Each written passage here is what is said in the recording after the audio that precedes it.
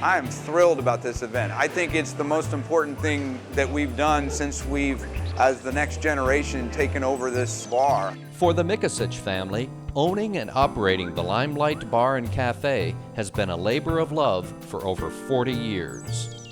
My wife and I are very happy because we had determined several years ago that we were going to sell.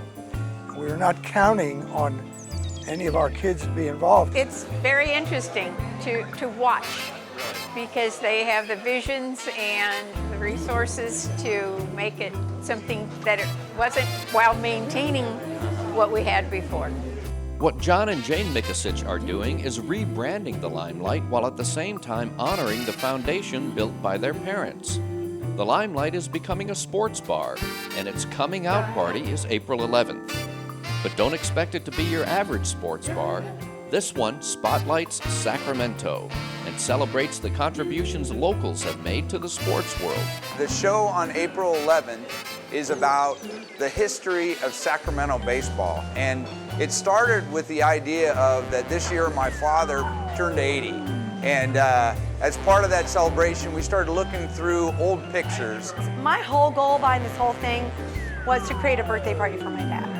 And so it's a big giant baseball birthday party. My brother's really adamant that we don't just throw a bunch of photos on the wall, that we actually put photos that have a story. So we've actually looked for photos that have the most interesting story so that when you look at the photos, you can read about something that's something you just could not have imagined about a certain player. A professional artist by trade, Jane has been working with local collectors Joe McNamara and Alan O'Connor to create an artistic display of local baseball history unlike anything Sacramento has ever seen.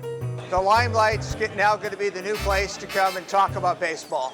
We're going to show Sacramento baseball history through these artifacts because they're all going to have little written histories underneath that people can follow it and understand how long baseball's been here and some of the watershed moments of baseball. Old baseball players, they're going to talk about, do you remember that game in such and such in the third inning and who hit what? They don't forget. And one old baseball story that Barbara and Pete will never forget is their first date, when he asked her out to one of his baseball games. Well, I hit a Grand Slam home run and we won the championship. It was a Grand Slam home run over Edmonds Field fence. And I said, well, Barbara, we don't have to talk about it because it'll be on the radio. We had a radio show that night and they gave all the scores. So we had to sit in the car till 9:15 till the radio program was over. I'm surprised she stuck it out because